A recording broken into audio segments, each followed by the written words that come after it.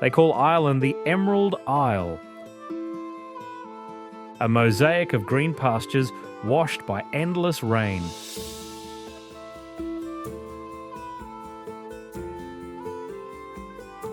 Stone castles rise from the hills. Some still stand. Others lie in ruins claimed by moss and wind. But the island's story begins long before castles, long before Europe even knew its own name. On rugged highlands, ancient people carved stone.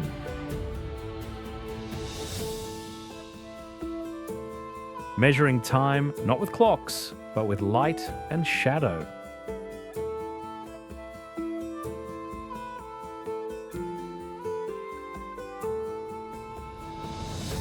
As centuries passed, monks turned wilderness into sanctuaries of faith, keeping the flame of learning alive even while the rest of Europe went dark.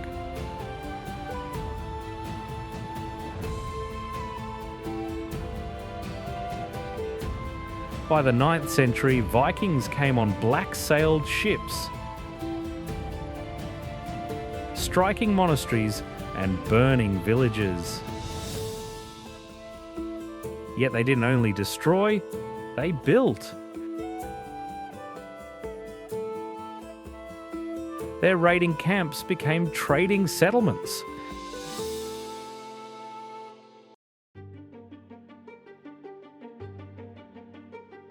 And one of those wooden forts would grow into Ireland's greatest city. Along the River Liffey, Vikings built one of their strongest bases.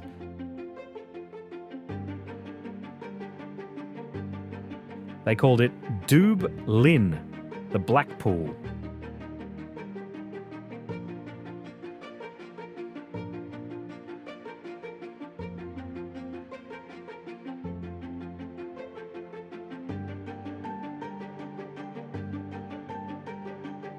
The Normans followed, raising Christchurch Cathedral in stone. Inside, the crypt is lined with tombs and relics, the oldest surviving structure in Dublin. Through the Middle Ages, power shifted. The English crown tightened its grip. Dublin Castle became the symbol of rule.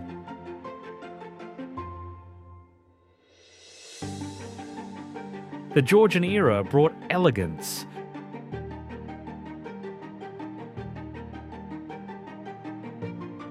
Red brick terraces with tall windows and painted doors. Squares and parks like St. Stephen's Green framed with symmetry.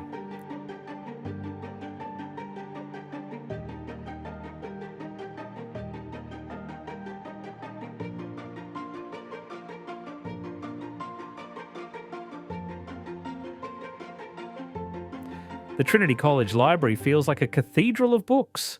Rows of dark wood shelves, lined with marble busts.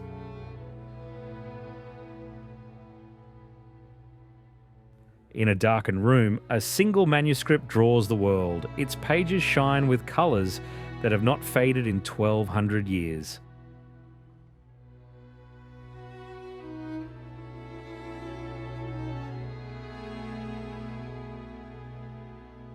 This is the Book of Kells. Created by monks of extraordinary skill, it contains the 4 Gospels in Latin.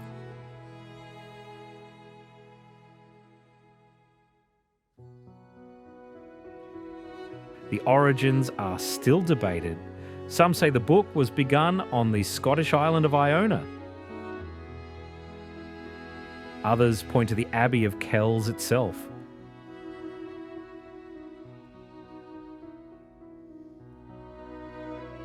What is certain, it was kept at Kells for centuries. The monks guarded the treasured scripture through Viking raids and famine. Their work was part of a wider network of monasteries across Ireland.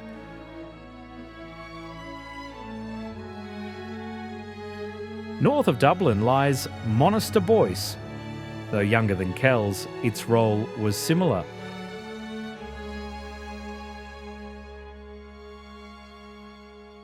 Founded in the 5th century by St. Buaith, a follower of St. Patrick, it flourished long before Viking longships prowled the coast.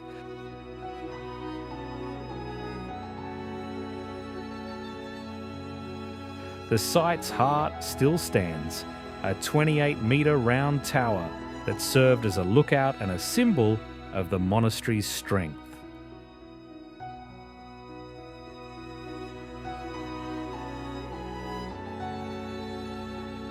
Yet the site is most famous for the great Celtic crosses, carved in the 9th and 10th centuries.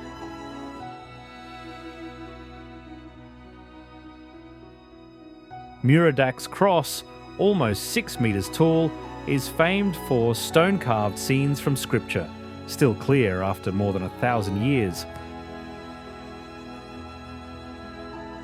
The monastery declined after the 12th century, when Mellifont Abbey, built by the Cistercians, drew power and influence away. But Monasterboice remained a sacred place, and its graveyard is still in use today.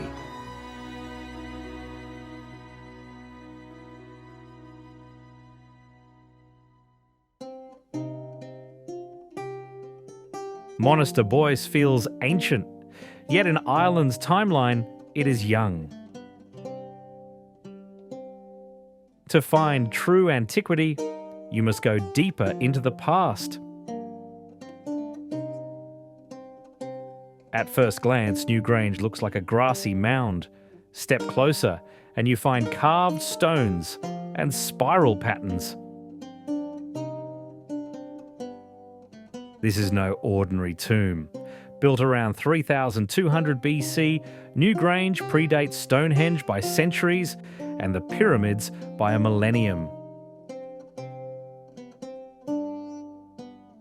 Its creators had no metal tools, no wheels, no written language, yet they shaped and hauled massive stones from miles away.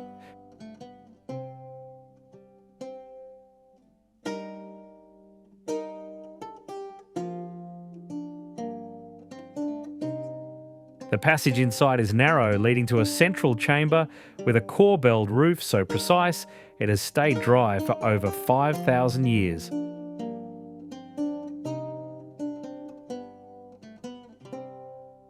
Once a year, on the winter solstice, light pierces this darkness. The rising sun slips through and illuminates the chamber floor.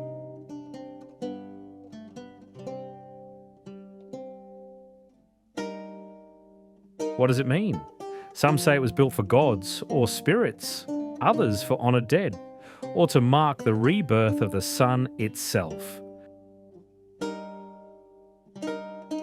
Whatever the purpose, the knowledge behind it was extraordinary.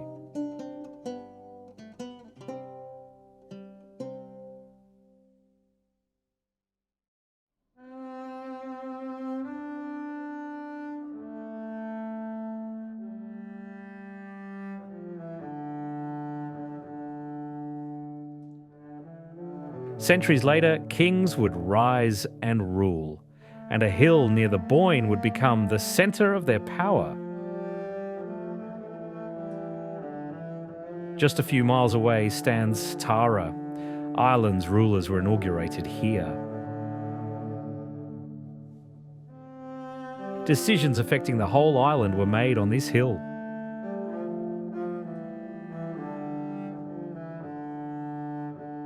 Neolithic mounds surround the hill, showing that the area had been important for thousands of years before kings arrived.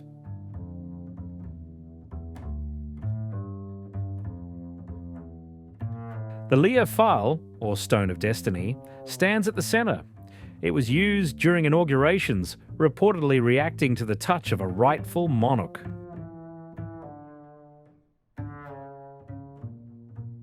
Tara functioned as both a political and ceremonial centre. Seasonal rituals marked the agricultural calendar and reaffirmed authority.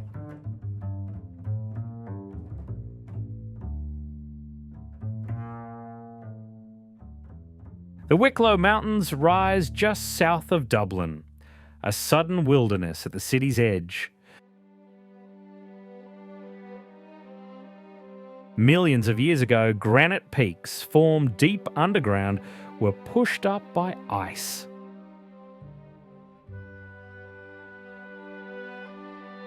Glaciers cut U-shaped valleys and left cold, clear lakes behind.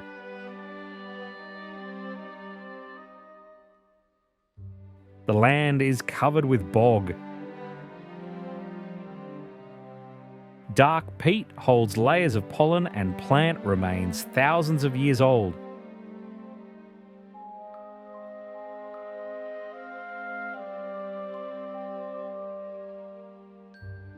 Water seeps slowly through, feeding streams that rush into narrow glens.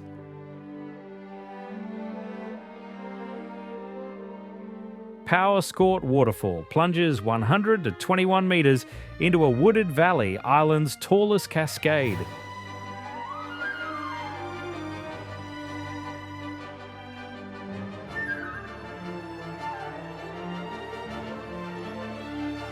Wind moves without pause over the ridges. Clouds gather quickly and break apart again, casting fast shadows on the ground. Pools glint like mirrors in the hollows.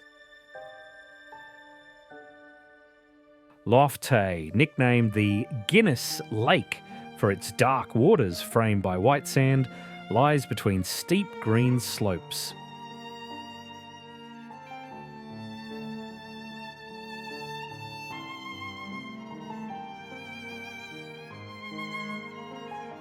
In winter, snow sometimes settles on the highest tops, a thin white cover that melts as fast as it comes.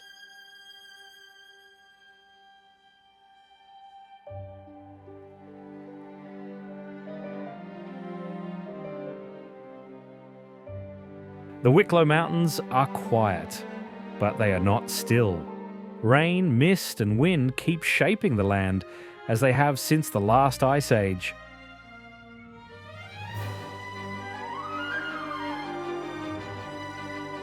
Glendalough lies hidden between steep wooded hills.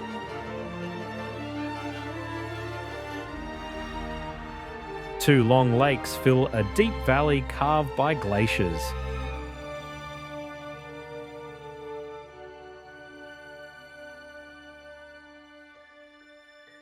Among these slopes stands an early medieval monastic site. St. Kevin built it in the 6th century.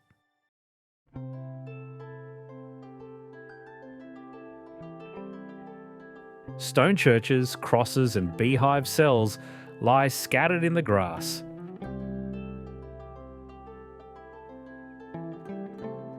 At the centre, a round tower soars almost 30 metres high.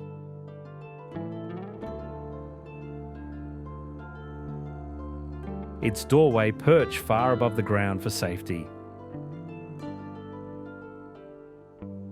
Here, bells once rang over the valley. Monks prayed and copied manuscripts.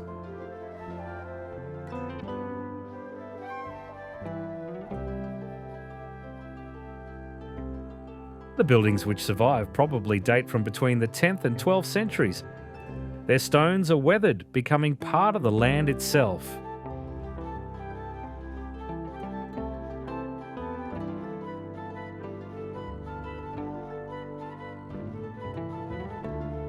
As centuries passed, Glendalough's valley remained a place of prayer and learning. But Ireland began to change.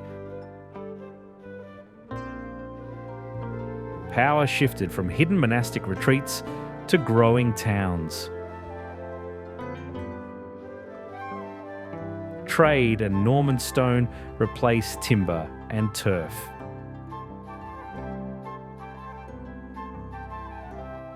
Kilkenny rose along the River Nore.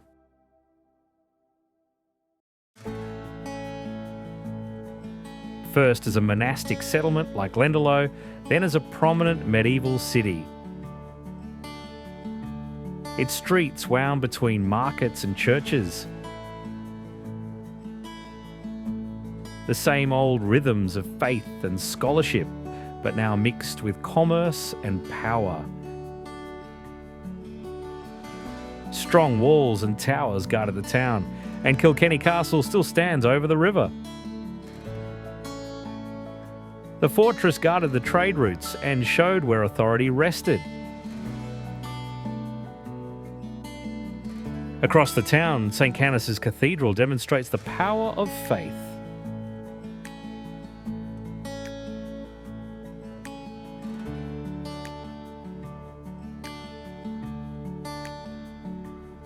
Its own round tower linking the city to Ireland's older monastic traditions.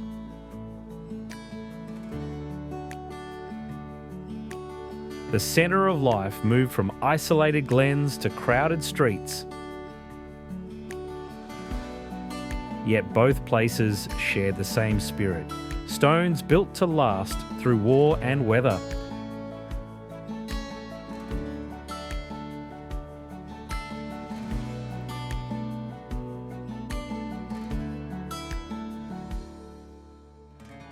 From Kilkenny streets, the road west leads deeper into Ireland's heart. Power here was never just about trade or towers. It was sacred as much as it was political.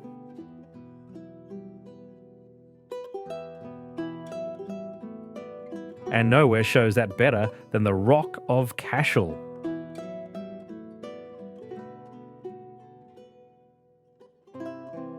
Long before Norman castles rose, this limestone crown was the seat of the kings of Munster.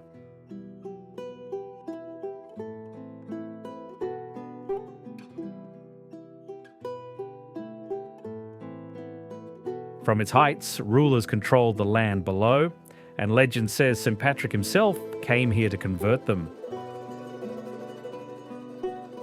Later, religious monuments replaced royal strongholds, turning a fortress of kings into a fortress of faith.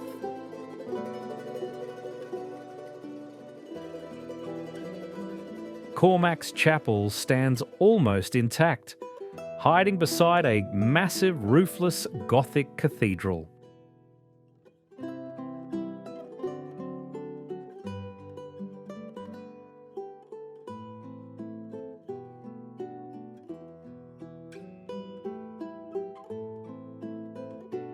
And the round tower, remarkably slender and tall, marks the oldest part of the settlement.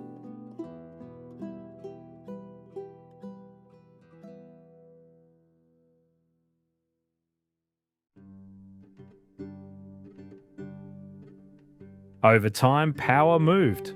The plains below became more important for trade and control. Along the Suir River, a new stronghold took shape. Cahir Castle was built in the 12th century by the O'Brien dynasty. Its position on a small island gave it a natural moat. The river wrapped around the walls, adding defence to thick stone and corner towers. Later, the castle passed to the Butler family, one of Ireland's most powerful Norman lineages. They expanded the fortress, adding halls, battlements and living quarters.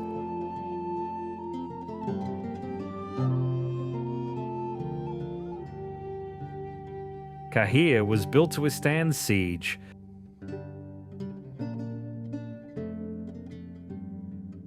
Every tower, every wall was both practical and symbolic.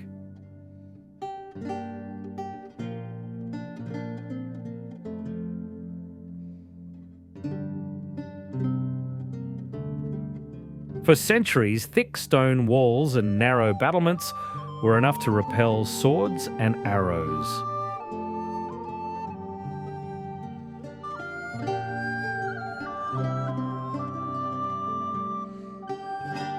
But the world changed.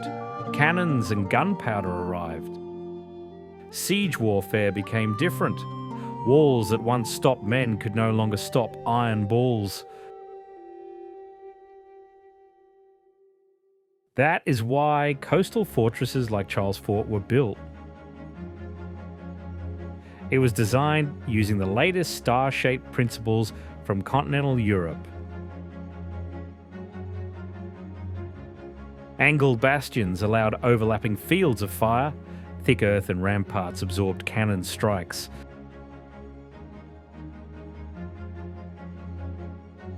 The fort was designed not just to impress, it was built to survive modern war.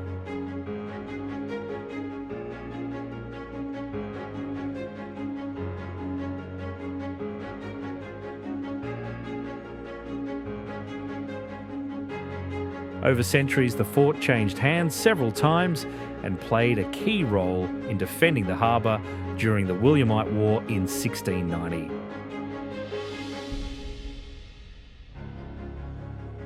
But by the 19th century, Charles lost military significance.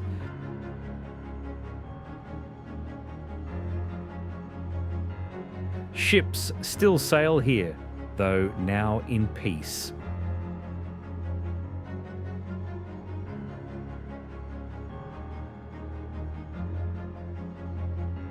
After Kinsale, guarded by the Charles Fort, trade routes pushed inland.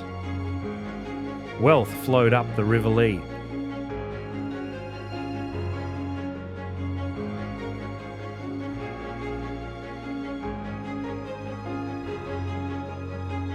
And where it splits in two before reaching the Atlantic rises Cork, built on islands and spanned by bridges.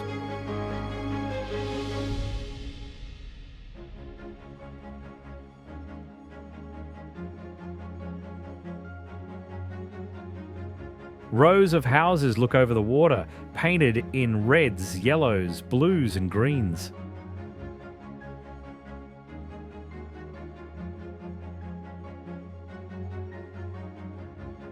The colours began as markers for sailors returning in fog, then became tradition.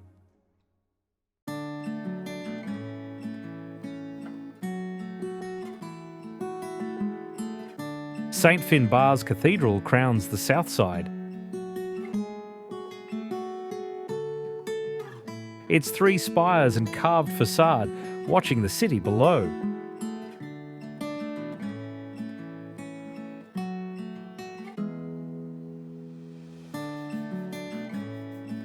On the north stands Shandon Church with its red sandstone and white limestone tower.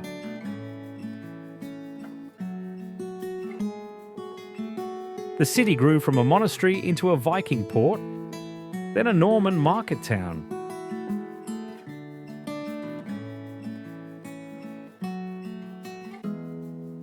Butter, wool, and salted goods once left its keys for Europe.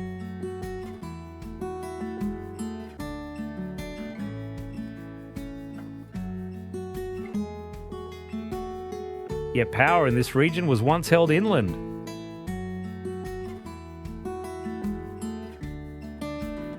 Just a few miles away stood the stronghold of the McCarthy Lords, Blarney Castle.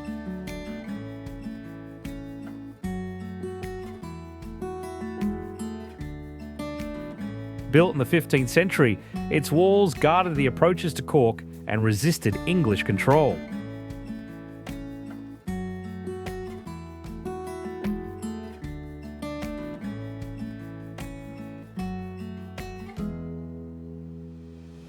Queen Elizabeth I ordered it seized, but the castle held.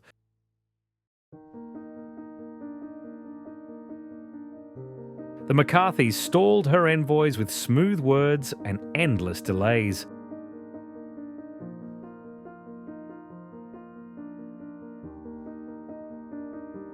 Giving rise to the word Blarney.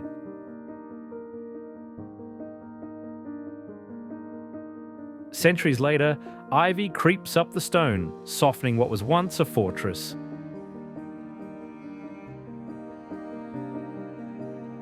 And at the top lies the famous Blarney Stone. Visitors lean back over the drop to kiss it. Said to grant the gift of eloquence. Once a fortress of power, Blarney's walls remember the days when Cork's fate was decided not in the harbour, but on these wooded hills.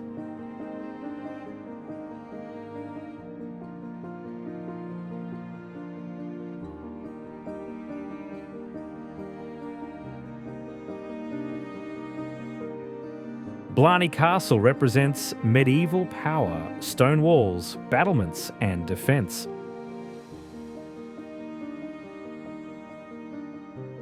But in the 19th century, wealth was displayed differently.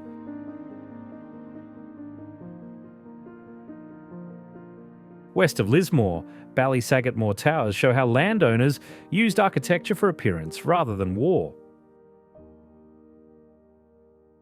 The towers were built around 1850 by Arthur Keeley Usher, a landlord seeking to impress. He wanted an elaborate mansion, and the gateway was meant to hint at the grandeur beyond. Two Gothic-style towers formed the entrance to an estate that never reached its full vision.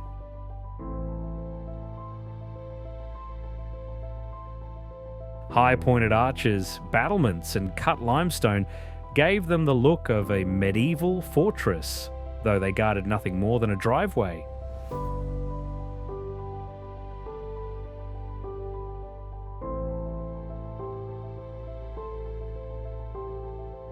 The house was never built.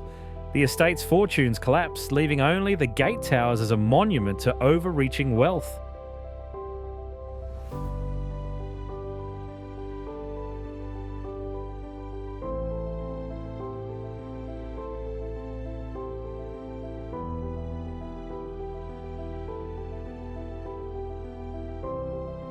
West of Cork, the hills grow wilder, the valleys deeper.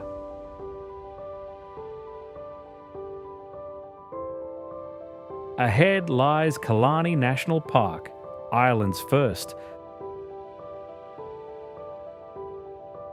Set aside to protect ancient forests and glimmering lakes.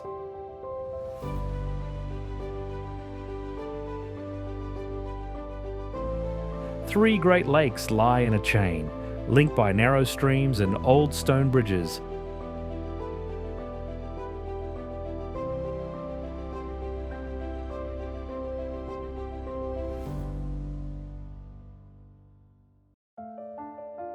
At the lakeshore stands Muckross House, built in the 19th century for visiting royalty.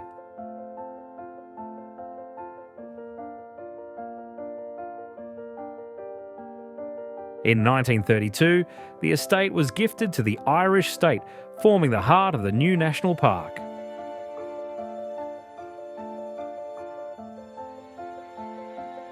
A short walk through the forest leads to Muckross Abbey.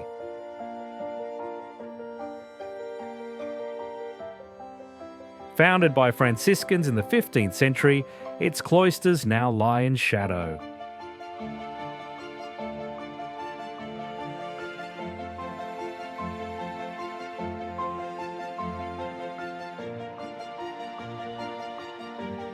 From the mountains above, Tork Waterfall plunges into the valley. Its waters carve paths through moss and rock, joining streams that feed the lakes below.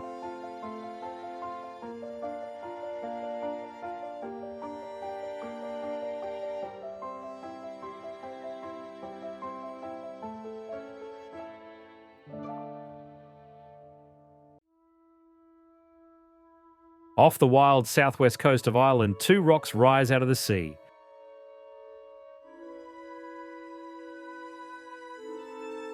Unreachable, sharp silhouettes in the mist. Skellig Michael and Little Skellig are surrounded by waters that have swallowed countless ships. For most of history, that isolation was the point. Around the 6th century, a small group of monks rowed out from the Irish mainland in wooden boats. seeking not comfort but closeness to God.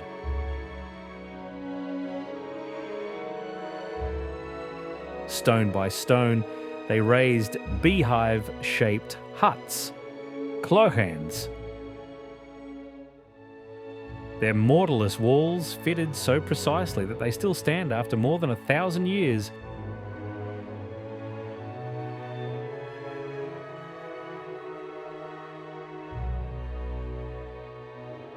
Here, life was pared down to its barest elements.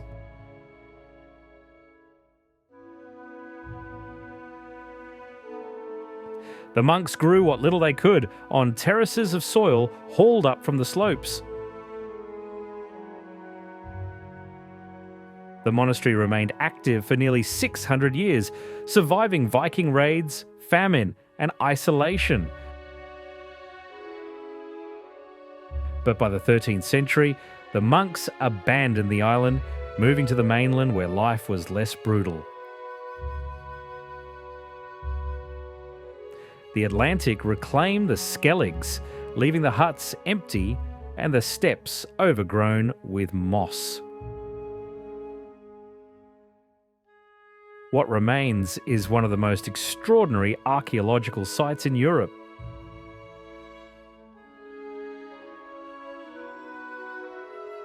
A glimpse into a faith so absolute it sought God at the edge of the world.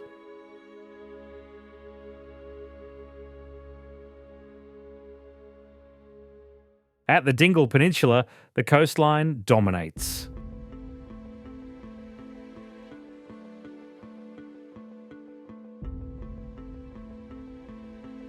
Waves, wind, and rock shape everything. People have adapted to it but never tamed it.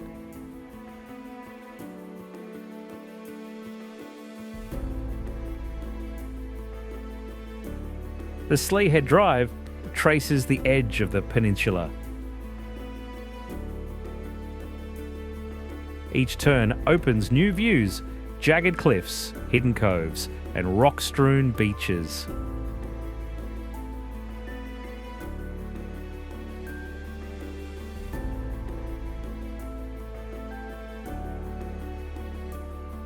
Sharp sea stacks jut from deep blue water, worn by centuries of storms.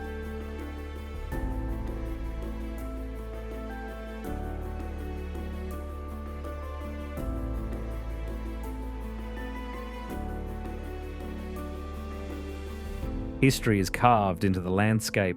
Ring forts perch on hilltops. Standing stones mark forgotten paths.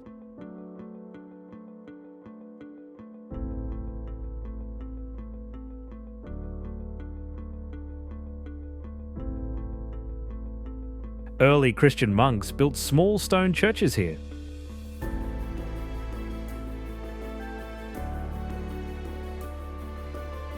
The Gallerus oratory survives almost perfectly. A corbelled structure shaped like an upturned boat, over 1,000 years old, sheltering worshippers through storms and time.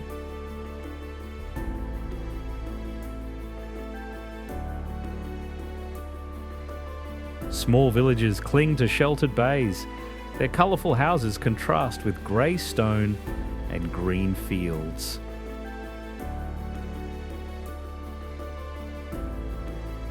And the Blasket Islands are the grey seal capital of Ireland.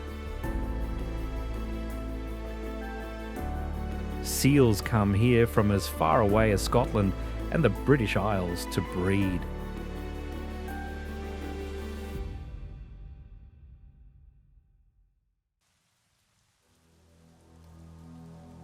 Where Dingle slopes into hidden coves, the cliffs of Moher shoot straight from the ocean.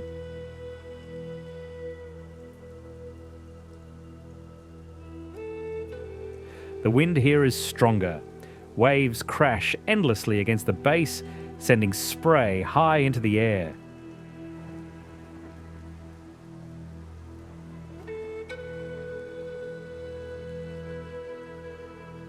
Birds wheel along the cliff faces. nesting on narrow ledges.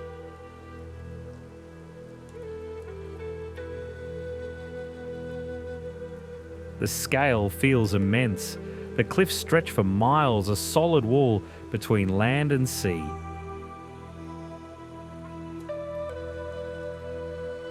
From the top, the view is endless. The sea meets sky.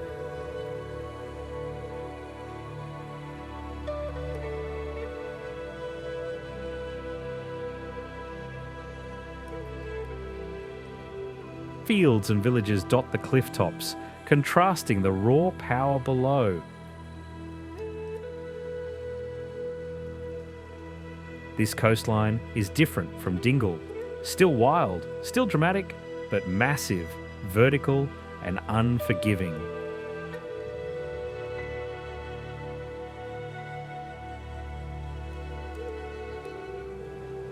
The Atlantic's relentless power sculptured the giants, a monument to nature's force.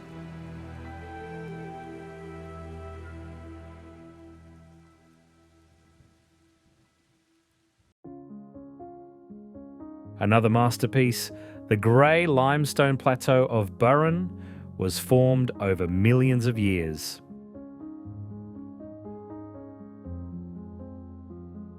What lies beneath is ancient seabed. Layers of fossil-rich rock were lifted and folded as tectonic plates collided.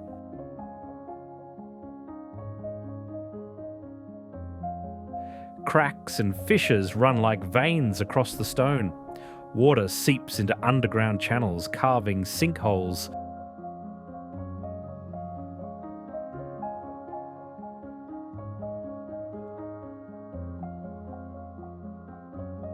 Glaciers scraped across the plateau, leaving polished surfaces and scattered boulders.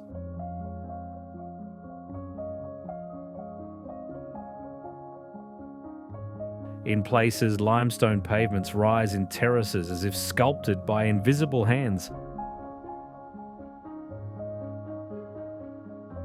Humans arrived long ago. They built tombs, ring forts on hilltops, walls to mark grazing lands.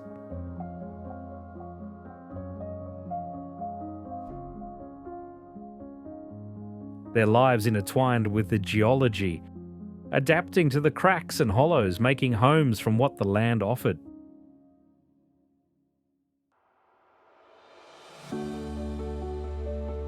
Kilkenny had its castle, Cashel had its rock, and Galway had the sea.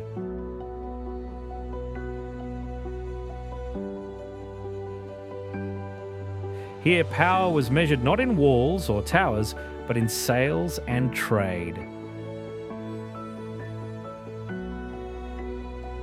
This is the city of the tribes. 14 merchant families once ruled here, their coats of arms still carved into doorways.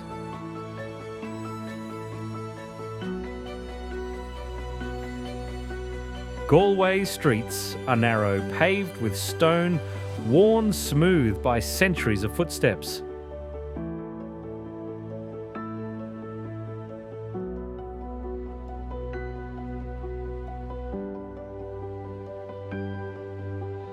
The River Corrib rushes through the city, carrying its cold waters to the Atlantic. Bright houses lean over the quays.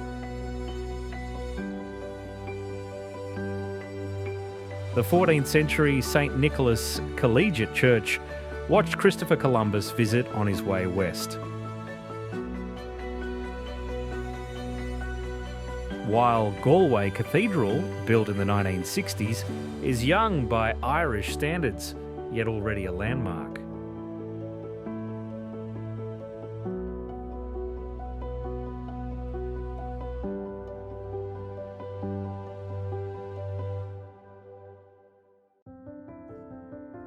Beyond the mouth of Galway Bay lie three windswept fragments of limestone, the Aran Islands. They are bare, almost treeless. Stone walls crisscross every field, not to mark wealth, but to hold the soil from blowing away.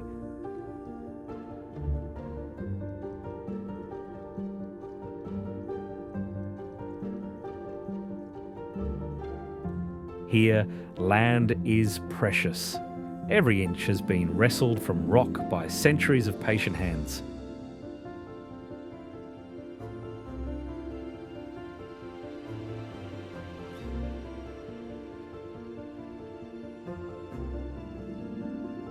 The Atlantic pounds the cliffs. On calm days, the water shines green and clear. During storms, the sea roars against the cast.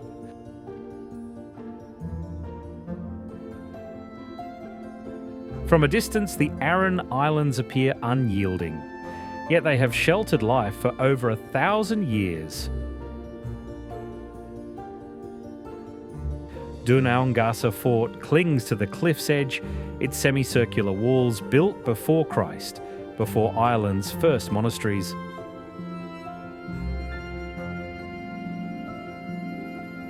The geology links the islands to the Burren on the opposite coast.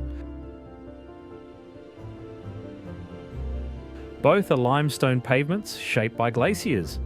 It is a fragile beauty, born from bare stone and salt air.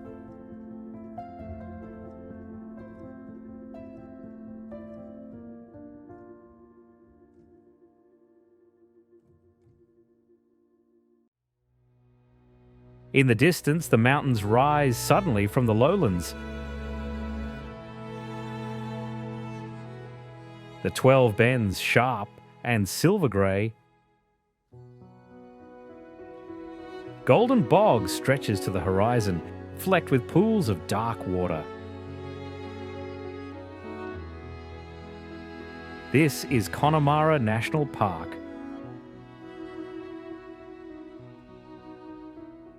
Quartzite mountains folded and eroded over millions of years. The park's heart is Diamond Hill. A trail climbs its slopes, spiralling up past streams and stone.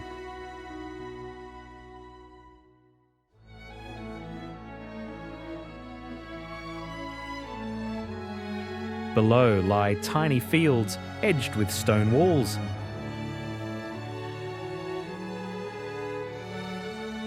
The soil is thin, the rock often bare. Deserted cottages speak of the Great Famine when hunger drove thousands from this harsh, beautiful place. Stone enclosures and traces of turf cuttings tell of an older struggle to draw fuel and food from stubborn ground. At Connemara, Ireland shows its raw soul, unpolished and unforgettable.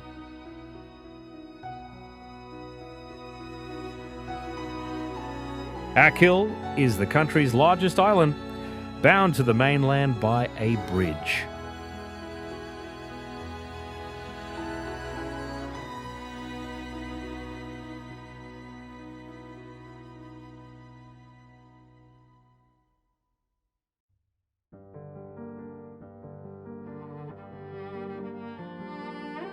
In its heart, open moorland, bog and sharp peaks.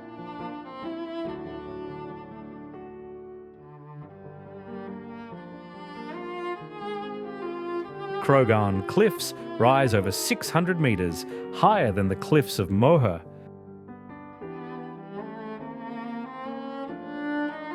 The western face falls straight into deep green water.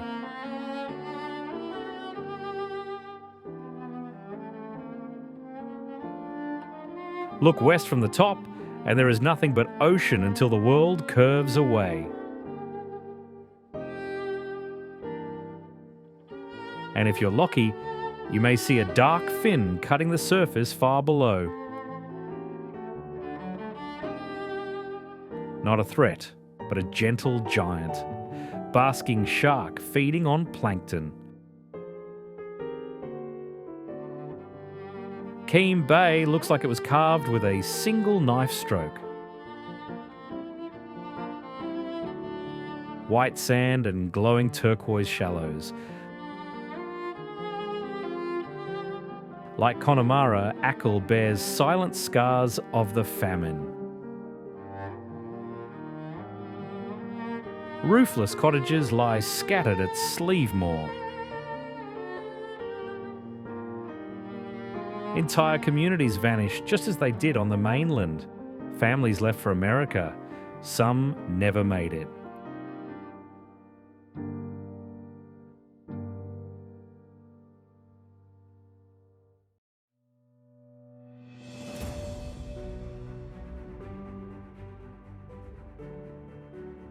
At County Sligo, the land lifts sharply, then flattens into an immense table of stone. This is Ben Bulbin, part mountain, part myth, carved into a shape unlike anything else in Ireland.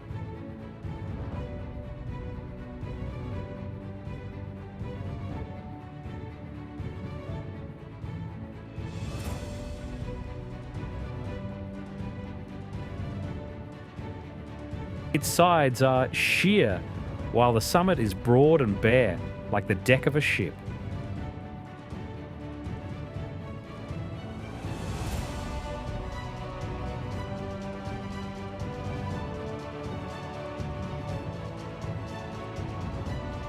Beneath the cliffs, pastures spread toward the sea, but the mountain itself is stripped of comfort.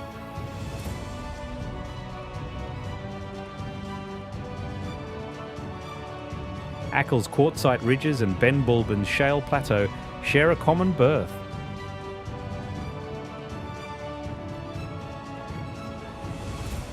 "10,000 years ago, this was a frozen world.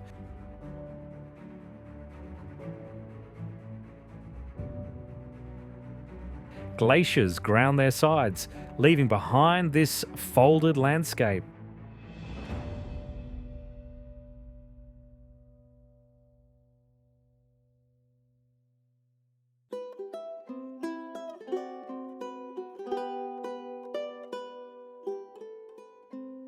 As we venture north and the landscape starts to empty out,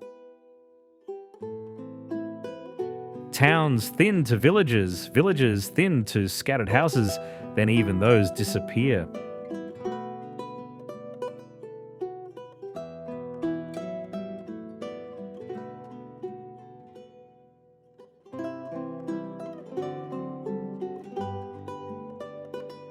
This is Glenveagh National Park, 170 square kilometres of mountains, bogs, lakes and silence.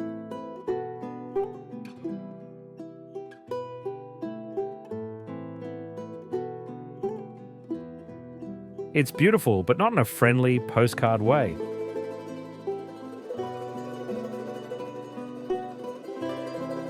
In winter, snow can blanket the park, and from the heights of Mount Errigal, the Derryveigh peaks stretch white and endless.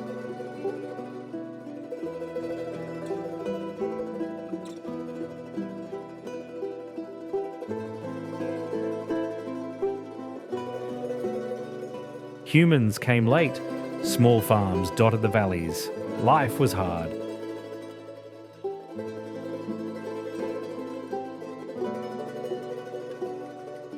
In the 1860s, John George Adair cleared the glens for hunting.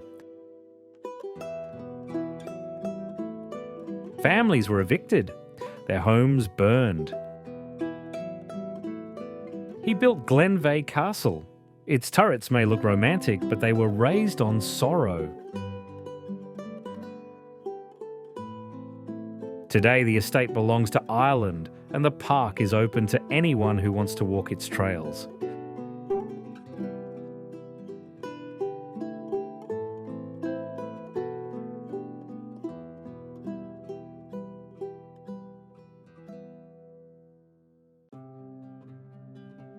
On a ridge above Lough Swilly, there's a circle of stone.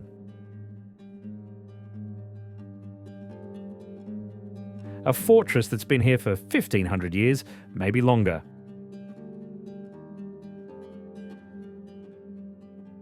Grianan of Aileach.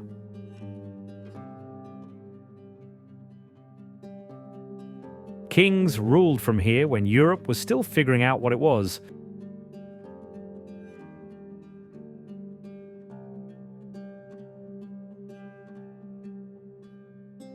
The wind hits you first, cold, relentless. Then the view, Donegal behind you, Derry and Antrim ahead, the sea on both sides. Whoever sat up there controlled everything they could see, and they could see a lot.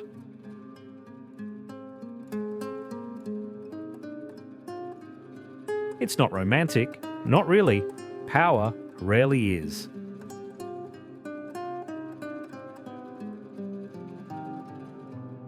These walls were about keeping rivals out and reminding everyone who's in charge. Then one day the power moved south and enemies tore it apart, stone by stone, so it couldn't be used again. What's standing now is a 19th century rebuild.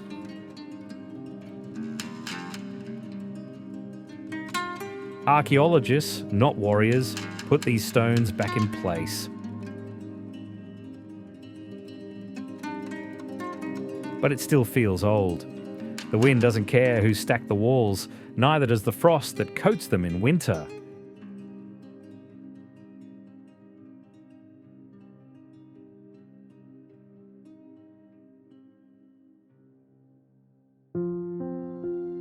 Ireland's early monasteries formed a chain across the island.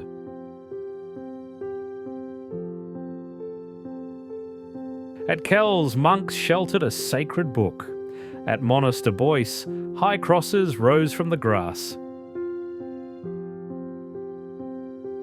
These were islands of knowledge in a darkening age. But none matched the reach of Clonmacnoise.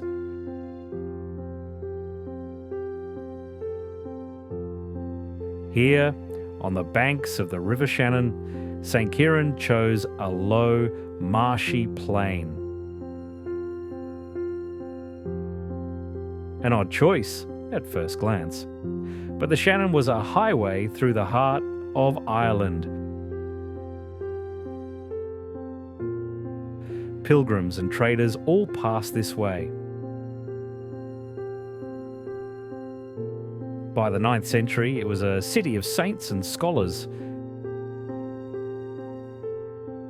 Kings were buried here, their graves marked by weathered slabs, now tilted and broken.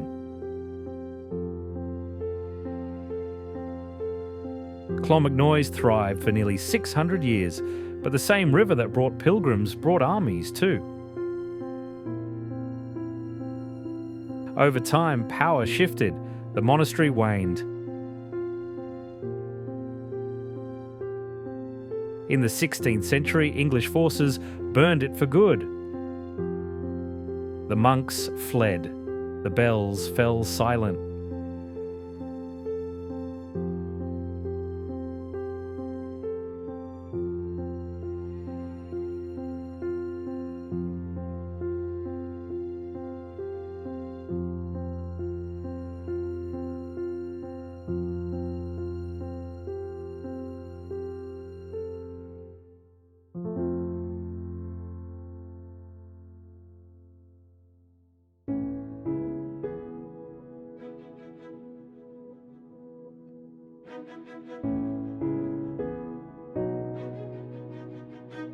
We've crossed Ireland end to end.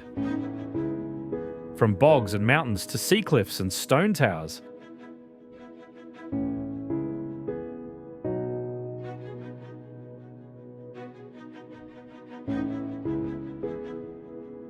These places aren't just scenery, they're history. Monks fought to save knowledge. Farmers fought to survive famine. Nature shaped the land, and people learned to live with it or leave.